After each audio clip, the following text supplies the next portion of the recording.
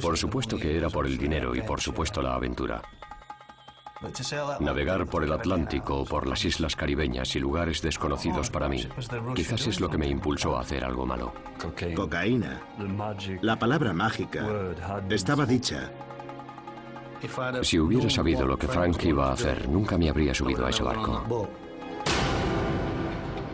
Era el principio de una pesadilla. Una pesadilla que ha continuado desde entonces.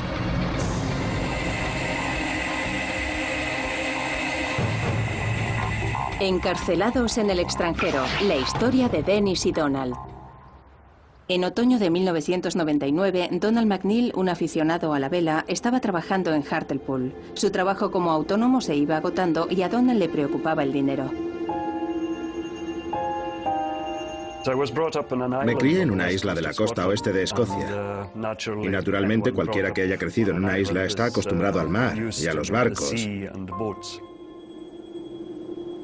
El mar siempre me ha fascinado. Hartlepool, noreste de Inglaterra. Había sido capitán de entrenamiento de vela durante 15 años. Como es normal, el trabajo y la navegación merman considerablemente en cuanto se aproxima el invierno. Podía apañármelas en octubre, podía apañármelas en noviembre, pero no podía ver con claridad cómo irían las cuentas en enero, febrero o marzo. Volviendo la vista atrás, creo que a principios del invierno de 1999 tenía una especie de depresión.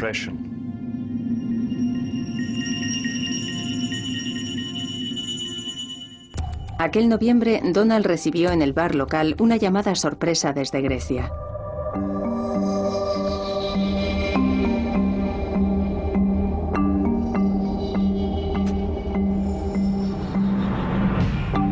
Fue muy extraño.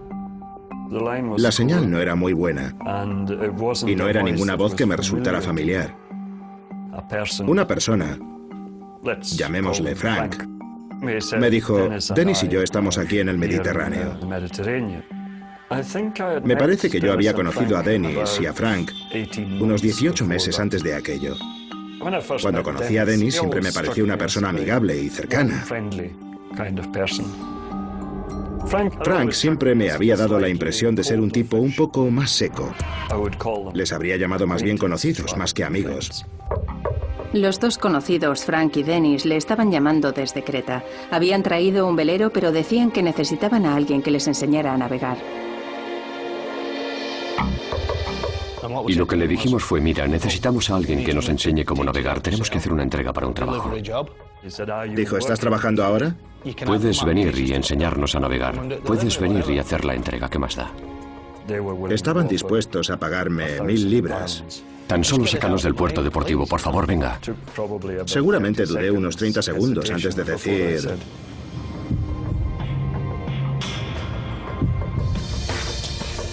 sí. Donald accedió a dedicar un mes a enseñar a navegar a Frank y a Dennis. Iba a reunirse con ellos en Creta y les llevaría hasta Gibraltar.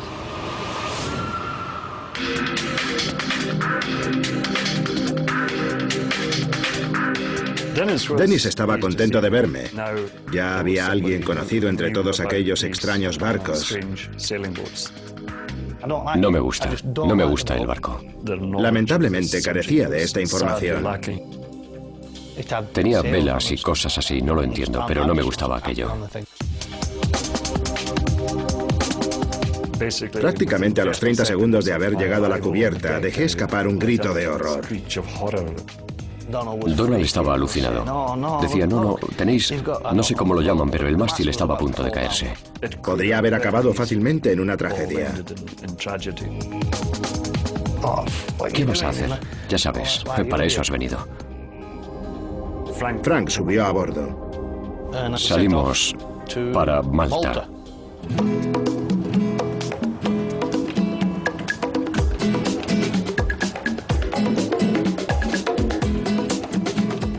Aquel primer día había un gran entusiasmo. Este tío sabe lo que hace. Ya sabes, es un buen tío. Lo cierto es que pensé: esto va a salir bien. Pero poco después de haber dejado la isla, hubo una serie de cosas en la actitud general del viaje que me hicieron pensar que la navegación no era el objetivo primordial de aquella actividad. O sea, no se puede enseñar a un mono a jugar al ajedrez, ¿verdad? Las sospechas iban creciendo. Había algo en todo aquello que me hacía pensar que quizás podría haber algo arriesgado en aquel asunto. Frank había empezado a comentar cosas como: ¿qué harías si consiguieras una buena suma de dinero? Y esto empezó a levantar sospechas.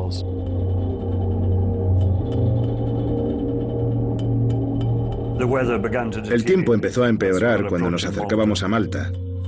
A aquellas alturas, el entusiasmo había ido desvaneciéndose. Por supuesto para Frank, que estaba todo el rato al timón. Frank se ofendió un poco por ir bamboleándose. El tiempo era malo.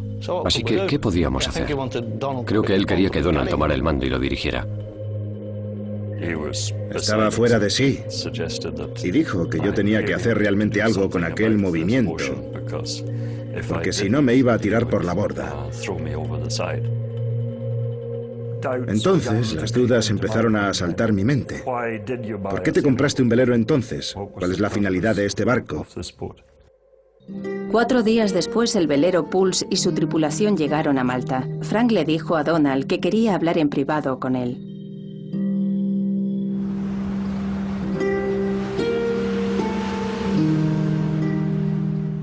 Creo que él tenía bastante idea de que algo estaba yendo mal. Ya sabes, que algo no funcionaba como debería.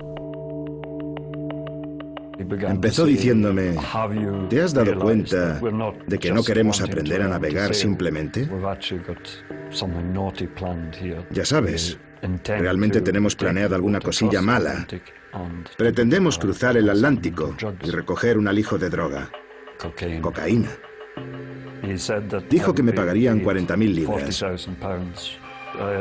Yo tenía visiones de grandes brigadas de policía corriendo por todas partes y traficantes de droga armados en Sudamérica. Él me dijo: ahora formas parte de una información que es, digamos, extremadamente peligrosa.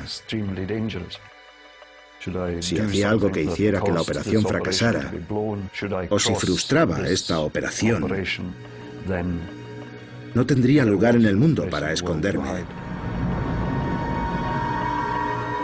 La respuesta tenía que ser sí. Era el principio de una pesadilla que ha continuado desde entonces.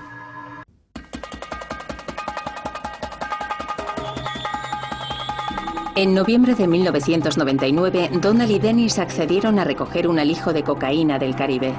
Frank les había ofrecido 40.000 libras a cada uno cuando regresaran a Europa. El plan...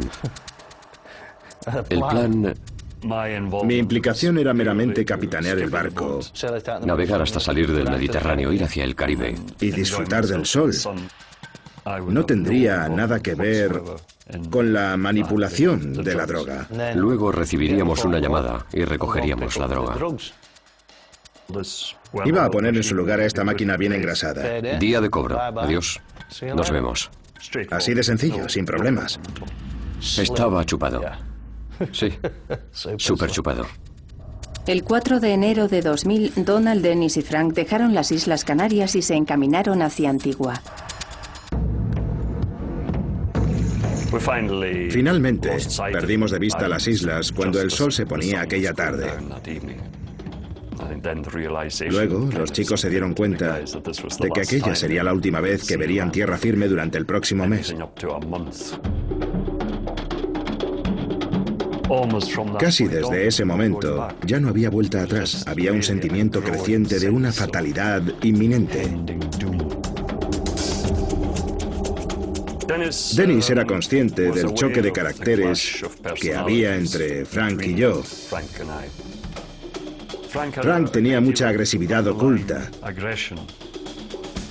No estaba contento, no quería estar en aquel barco, seré sincero, porque había un ambiente tan malo. Imagínate. Las cosas debieron de ser complicadas para él, porque intentaba ser neutral. Frank y Dennis eran amigos desde pequeños. Frank había acudido a Dennis unos meses antes para pedirle que se uniera a él en una operación de contrabando. Frank y yo somos viejos amigos. Éramos viejos amigos. Habría hecho cualquier cosa por él. Y creo que él habría hecho cualquier cosa por mí. Era un día normal. Yo estaba trabajando y de pronto Frank, ¿cómo te va? ¿Te apetece navegar un poco? Así, cuando menos me lo esperaba. Me ofreció 40.000 libras. 40.000 libras en efectivo. En tus manos, es mucho dinero. Pero él podría haberme ofrecido una bolsa de patatas que yo habría aceptado igual. Ya sabes a lo que me refiero. Era un buen hombre.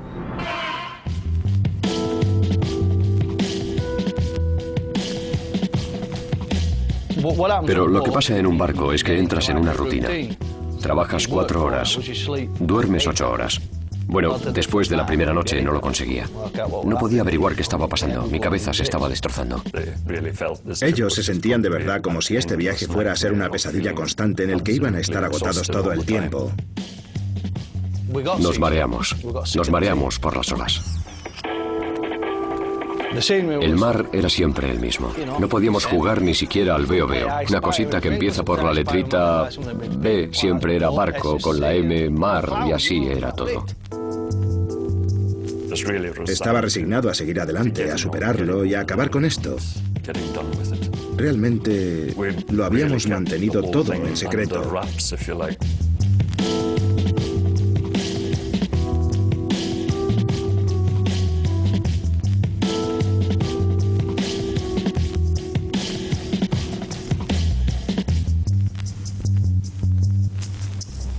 Tras 23 días en el mar, la tripulación llegó a Antigua. En cuanto se avista la tierra firme, como a todo marinero, te invade un sentimiento de satisfacción. Recuerdo estar feliz. Recuerdo estar sentado en el barco pensando, esto está bien, al fin en tierra. Ya sabes, salir y pegarme una ducha. Creo que Frank y Dennis se sentían bastante orgullosos de sí mismos por haber sobrevivido a esta dura prueba. Llegamos a Antigua sanos y salvos. Creo que lo hicimos en 23 días. Me parece recordar a Frank diciendo, bien hecho, capitán, nos has traído hasta aquí. Frank había prometido a Donald y a Dennis unas lujosas vacaciones mientras esperaban a que les entregaran la cocaína. En cuanto entramos en el puerto deportivo llega este avión Lufthansa. Son alemanes. Mi amigo mira hacia arriba y dice, eso es puntualidad, dijo. No podría haberlo hecho mejor. ¿No podría haber hecho qué? Mi novia va ahí. ¿Qué novia? La pájara alemana.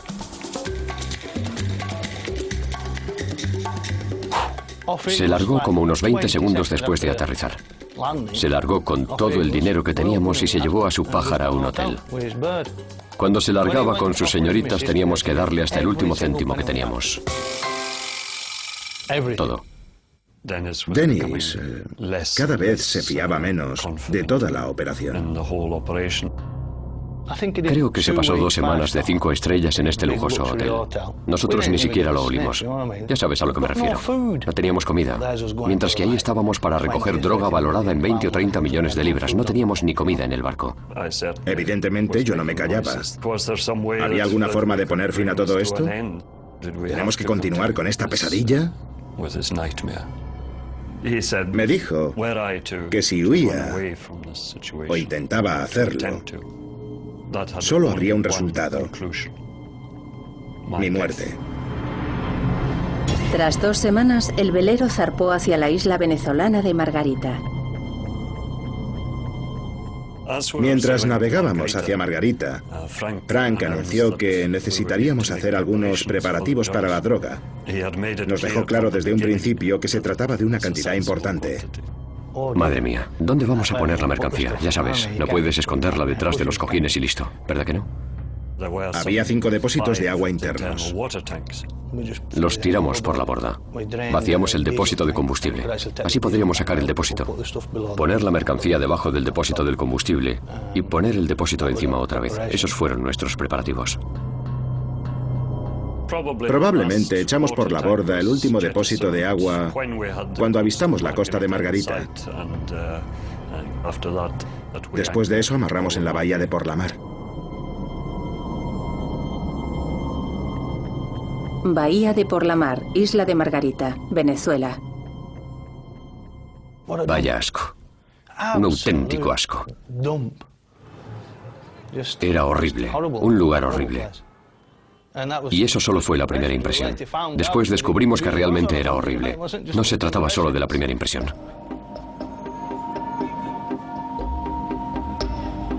Así que nos trasladamos al hotel, creo que el primer día. Para mí era un comportamiento demasiado extraño y poco habitual para la gente que navega. Eso de dejar el barco en cuanto llegas al puerto y largarte a vivir a un hotel. Era un comportamiento poco habitual que llamaba la atención. Frank había dicho a Donald y Dennis que la droga llegaría un par de días después. Nos prometió que tendríamos un par de días de carga y descarga. Mi hombre se fue a hacer unas llamadas. Volvió. Vale, un par de días y listo. Nos iríamos. Entonces nos dedicamos a esperar. O sea, empezamos a ponernos nerviosos porque empezaron a aparecer las mentiras. Empezaron a pasar semanas. Pasó de ser mi amigo, alguien que siempre sería bienvenido en mi casa, que siempre había sido bienvenido en mi casa y a quien había ayudado cuando lo necesitaba, a no querer tenerlo ni a 1.000.000 de kilómetros a mi alrededor. Así que bastante mal.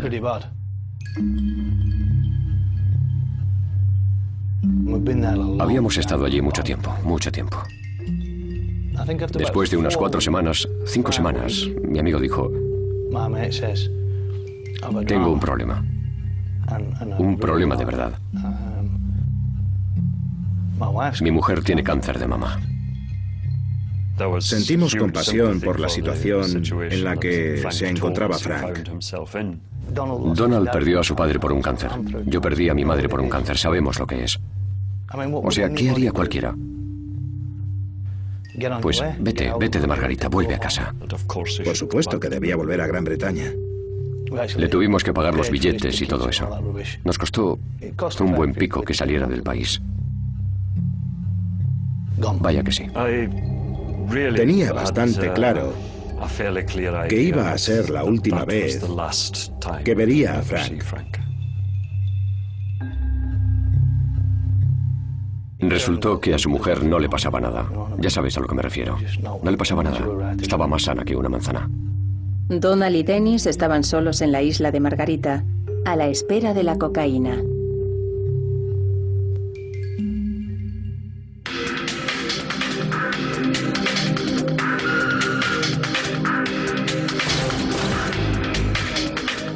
Lo que hacíamos realmente era esperar una llamada telefónica.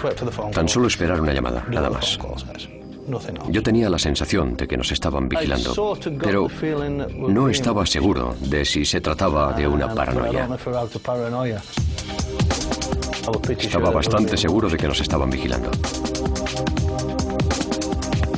Tenía la sensación de que algo iba a salir mal.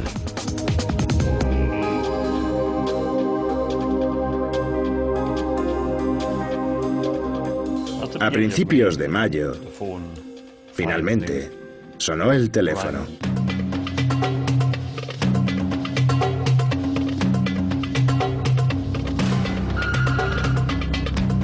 Y él dijo: por favor, lleven el coche a este aparcamiento en concreto. ¿Saben dónde está? Sí. Así que conduje hasta allí y dejé el coche en el aparcamiento. Puse las llaves encima de una rueda, lo que era un poco al estilo de James Bond. 24 horas después estaría todo listo para la recogida en el mismo sitio con la droga ya cargada. El mismo proceso se repetiría durante las siguientes 24 horas. A esas alturas, teníamos una sensación de terror que iba en aumento. La hora de la verdad se acercaba. Se va haciendo real, ¿eh? Hubo muchas veces en las que pensé irme e intentar escaparme. Pero siempre me asaltaba la idea de que si hoy me escapaba y una semana más tarde metían a esos chavales en la cárcel, iban a pensar, estamos en la cárcel porque el tipo con el que estuvimos la semana pasada ha abierto la boca. Si esto sale bien, somos superhombres. Aquella noche, cuando ya había dejado el coche, o sea, no fue una buena noche, ya sabes. Creo que, para ser sincero, creo que no dormí. No dormí demasiado aquella noche. Tenía una sensación constante de miedo. Huyes, y si huyes, todo sale mal por tu culpa. ¿Y a dónde huyes? Esta podía ser la última noche de libertad. Creo que aquella noche fue cuando realmente me di cuenta del desastre que supondría para mi familia. No podía ni imaginar la reacción que tendría mi hija. ¿Qué efectos tendría todo esto en su vida? Mirase donde mirase, tan solo veía problemas o todo negro. No tenía suficiente dinero para comprar nada. No tenía dinero suficiente para el billete de avión. ¿Has perdido la cabeza? ¿Qué está pasando? ¿Qué haces? Así que, ¿a dónde me puedo ir? Simplemente voy a hacerlo. Voy a hacerlo. El 5 de mayo de 2000, Donald y Dennis volvieron para recoger su coche de alquiler. Durante la noche, les habían cargado 300 kilos de cocaína.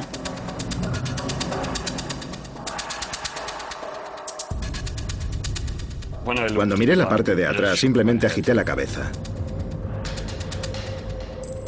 Nos habían dicho que estaría embolsado, que estaría empaquetado, que sería algo que no fuera muy evidente lo que era, ya sabes. Las bolsas eran de un tejido abierto y podías ver que dentro de cada bolsa había bloques de una sustancia blanca. Tenían unas de tréboles encima. Se podía ver por las ventanas. A menos que fueras un auténtico lerdo, sabías lo que había dentro. Ya sabes a lo que me refiero. Era tan evidente. A través de las ventanas nos prometieron que estaría ordenado, que lo llevaríamos y la gente no iba a decir, mira lo que están haciendo. Ya sabes, se podía ver todo lo que pasaba y estaba amontonado por todas partes. Le dije a Dennis, ¿por qué no vamos por las calles principales de Porlamar y lo vamos repartiendo por las ventanas a los transeúntes hasta que alguien nos detenga? Porque de todas, eso es lo que va a pasar igualmente. Es una locura. Donald y Dennis recogieron 300 kilos de cocaína que habían depositado en su coche de alquiler. El plan era esconder la droga en el velero de 12 metros y medio y navegar de vuelta a Europa. Entonces Donald decidió que quería pagar las tasas del puerto deportivo otro día más. Dios sabe por qué. Fui a la oficina del puerto y algo que me llamó la atención cuando estaba allí fue una radio extraña. Era una radio VHF y no era una radio VHF naval. A la vuelta fue. Ya está. Mientras rellenaba los formularios y pagaba el dinero, Dennis había tenido tiempo de llegar al coche que estaba enfrente del barco. La radio empezó a farfullar algo en español, con una voz bastante alterada. Creo que si hubieran pesado 1 millón de kilos o 1 tonelada cada uno, se habrían ido en ese barco. Ya sabes, solo quería ponerlos en el barco y ya está. La mirada que me dirigió el encargado mientras bajaba la radio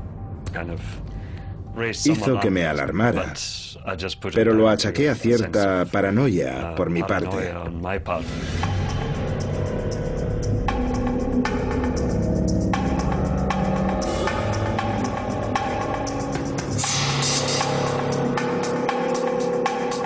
Cada bolsa pesaba bastante.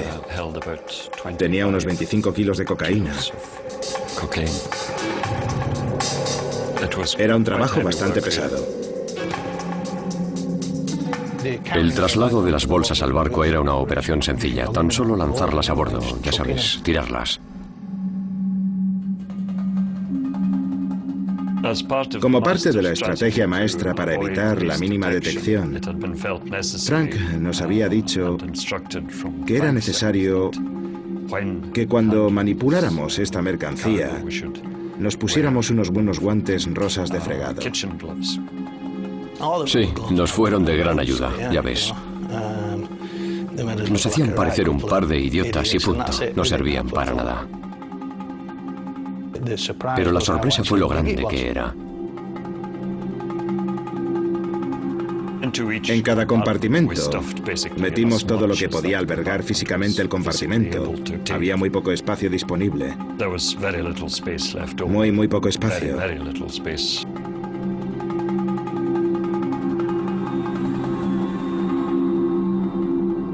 Vamos llenos, ya sabes a lo que me refiero. No hay más sitio, vamos llenos.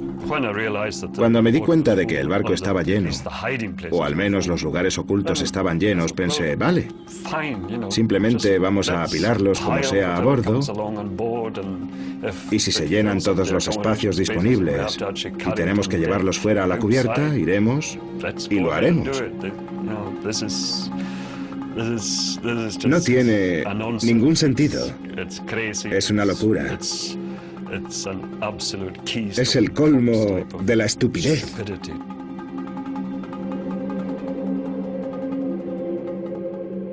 La siguiente prioridad era volver al coche para recoger el siguiente alijo. Cuando Dennis se marchó, me senté allí y me dije, aquí tienes otro lío en el que te has metido tú solito. Ya sabes, en plan, ¿qué estoy haciendo aquí? ¿Cómo ha pasado esto? Es una locura.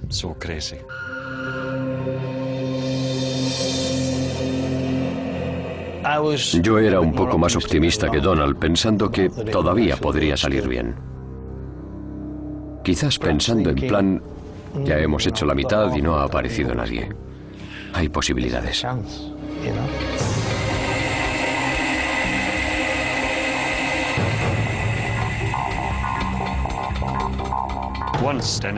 Cuando Dennis volvió, nos miramos y le dije, ¿te apetece una pinta? Sí. Desembarcaremos y vayamos a tomar una cerveza. No tenía sentido quedarse a cuidar de 300 kilos de cocaína. Vamos a tomar una cerveza mientras tanto. Si alguien venía y decidía servirse 300 kilos de cocaína, en lo que a mí respectaba, eran más que bienvenidos para hacerlo, como si querían llevarse el barco entero.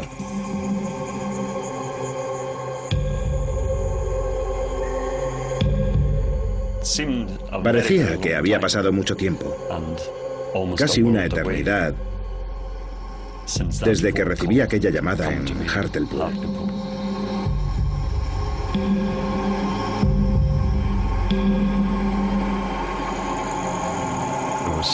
Era bastante sorprendente dónde nos encontrábamos ahora.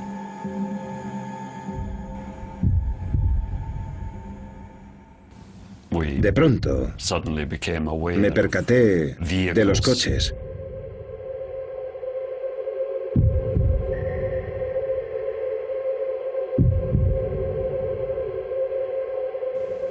El primer coche vino seguido de otro, luego de otro,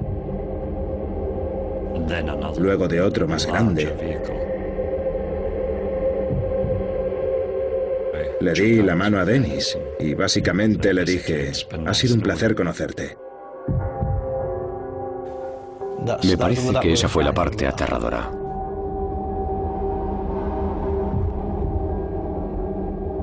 Cuando ves a la gente con uniforme de guerra, no eran tanto las armas, sino los uniformes de guerra, y piensas, oh, no.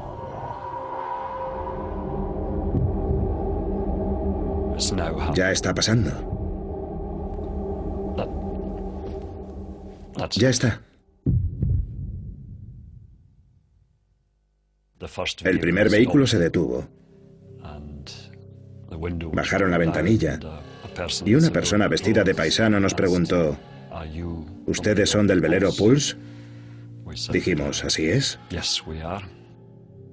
¿Saben por qué les detengo? No, no sabemos por qué nos detiene, ya ves. ¿Por qué? Él dijo, lo saben. Daré una vuelta y volveré. La caravana empezó a avanzar despacio por el puerto deportivo en dirección al barco.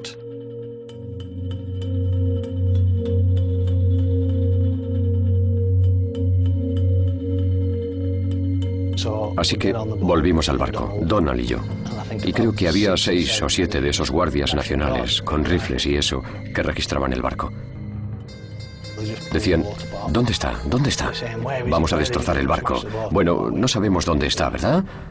¿Dónde está? ¿Qué? ¿Sabes a lo que me refiero? Creo que tardaron 3 segundos o algo así. 4 segundos en encontrar el primer paquete. Hemos encontrado cocaína en este navío. Por lo tanto, quedan arrestados. Y ahí es cuando nos sacaron del barco y nos esposaron. No fue un momento agradable. Se acabó. Fue en plan, pasemos a otro capítulo.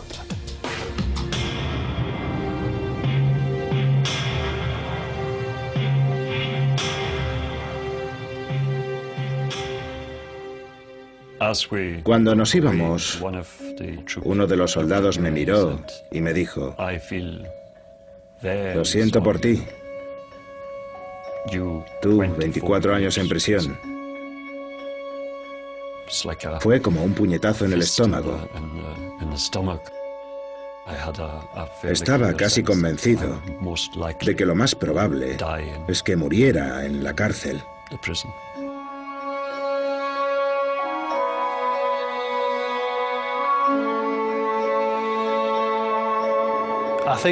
Creo que empecé a pensar en mi familia y en Barney. Sabía que iba a superarlo, pero no estaba seguro de mi padre. No estaba muy seguro de mi hermana y mi hermano. ¿Qué les he hecho? Y eso es realmente lo que pensé. He destrozado a esta gente y realmente lo hice.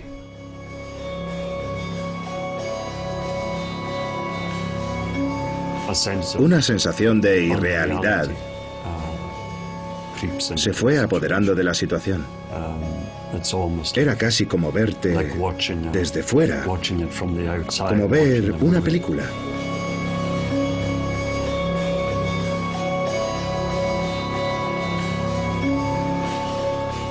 Vino y en un inglés malo dijo, si os comportáis, nos comportaremos.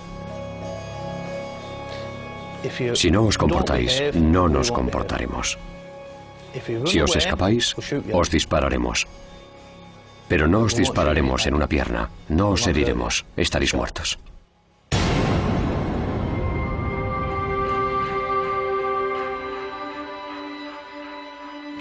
Esa era la primera vez que oía el sonido de la puerta de una cárcel cerrándose. Es un sonido bastante particular. La libertad se ha ido.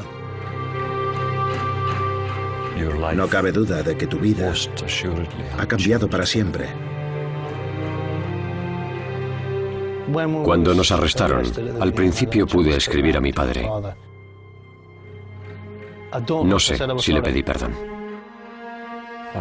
Era consciente de los posibles efectos que esto tendría en mi familia. Y especialmente en mi hija.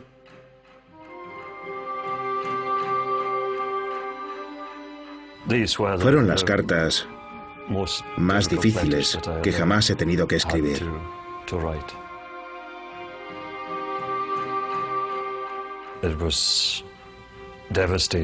Era devastador pensar por lo que iba a tener que pasar ella al recibir esta nota.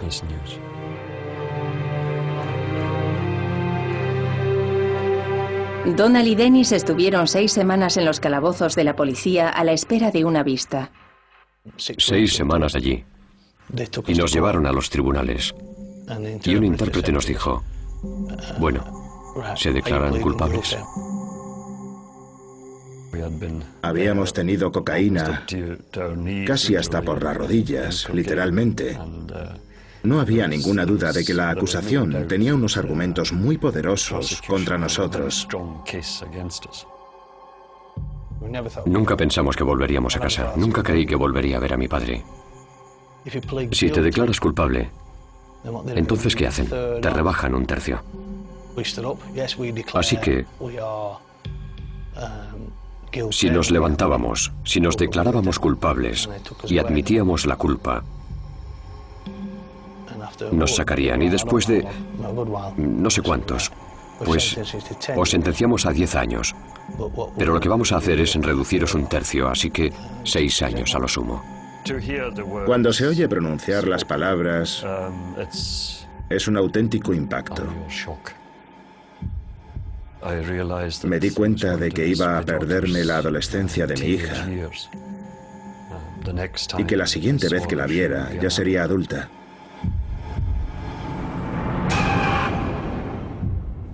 Mi hija mantuvo la comunicación conmigo hasta finales del año 2000.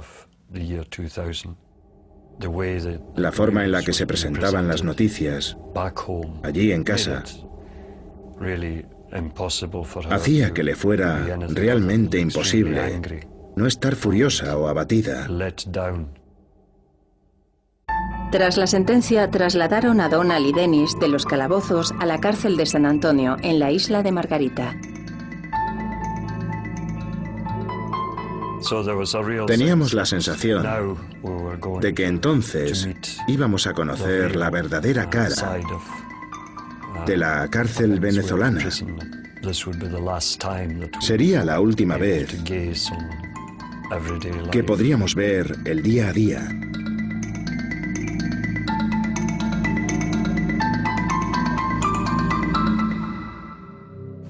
No vimos los barracones de San Antonio hasta que los tuvimos prácticamente encima.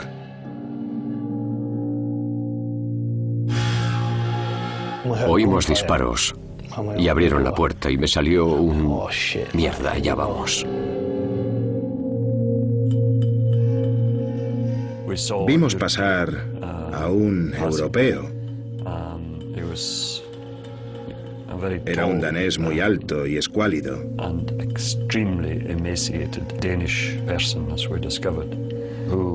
Cuando le vimos, se acercó a los barrotes al ver que éramos europeos y nos dijo: buenas tardes, bienvenidos al infierno.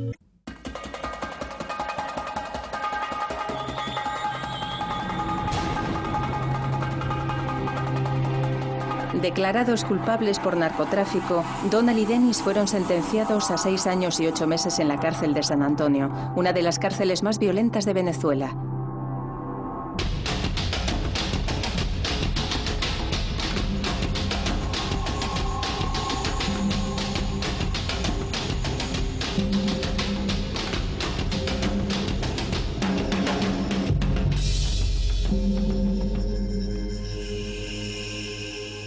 Donald y Dennis llegaron en medio de una guerra de bandas en una prisión controlada por los presos. Incluso los guardias pocas veces se aventuraban a entrar. No era el infierno, era 3 pisos más abajo. Era tan peligrosísimo para todo ser humano que se encontraba en aquella prisión. Había como una guerra entre 2 partes de la prisión.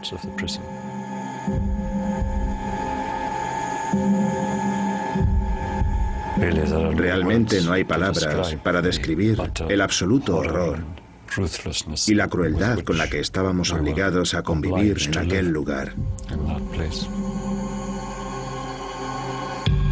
Tenían una especie de guardia armada en el tejado para evitar que el otro lado de la prisión nos invadiera. Y la gente con pistolas eran los prisioneros, y no tenían armas caseras, tenían pistolas, tenían Brownings, tenían Smith y Wessons, tenían 9 milímetros automáticas. Las pistolas estaban bajo control, las usaban para proteger a la gente de esos barracones. Pero cada prisionero llevaba su propio cuchillo, normalmente de unos 15 a 30 centímetros de largo. Daban auténtico pavor. Disparaban, apuñalaban, mataban a gente todos los días. Aquella fría brutalidad. Estrangularon a un amigo mío delante de mí. Le cosieron la boca y le colgaron desde el interior de una ventana. Sin Donald yo no habría estado aquí. Si no, probablemente habría acabado pegando a alguien o habrían acabado disparándome. Eso es lo que me habría pasado en Margarita. Me habría vuelto majara y alguien me habría pegado un tiro. Ya ves, creo que así es. No habría salido de allí, ¿sabes a lo que me refiero, no?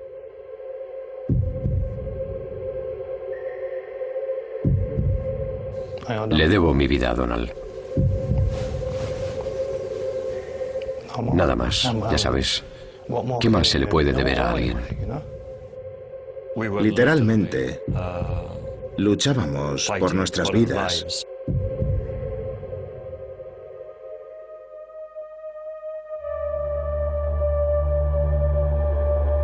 Al tercer mes empeoró. Empeoró de verdad.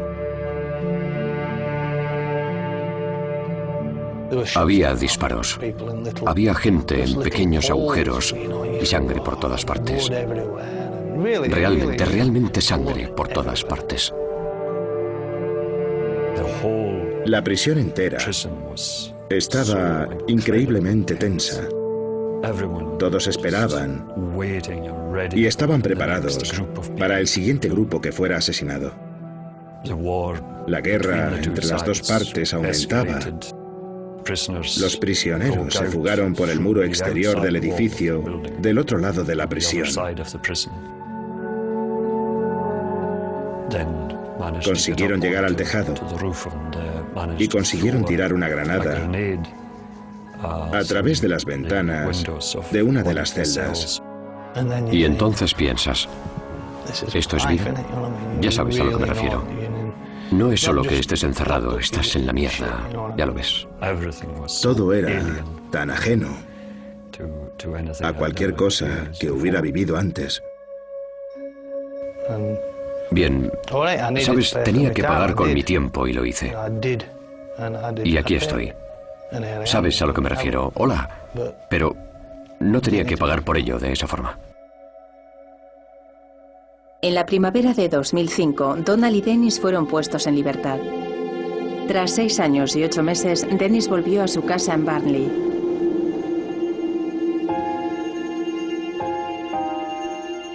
El día que pisé de nuevo Inglaterra me di cuenta del frío que hacía. Debió de hacerme daño en los dientes de todo lo que sonreía. Era todo un alivio. Llegué a casa y mi hermana estaba allí.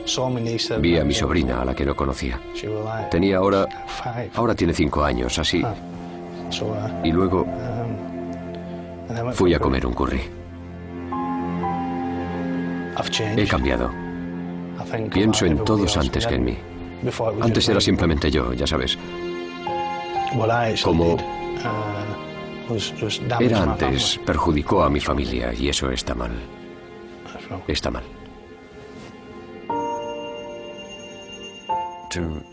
Salir de aquellos barracones cercados por primera vez supuso una increíble sensación de alivio, de liberación y libertad.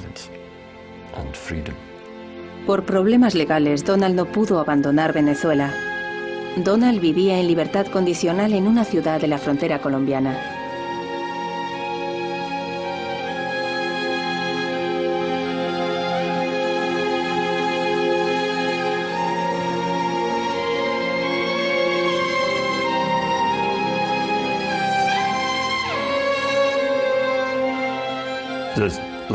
Los últimos 6 meses han sido una tortura china. Llevo 6 navidades fuera de Gran Bretaña, lejos de mi familia, mis amigos. Volver a casa por Navidad es mi próximo sueño. Salir de la oscuridad y llegar a la luz.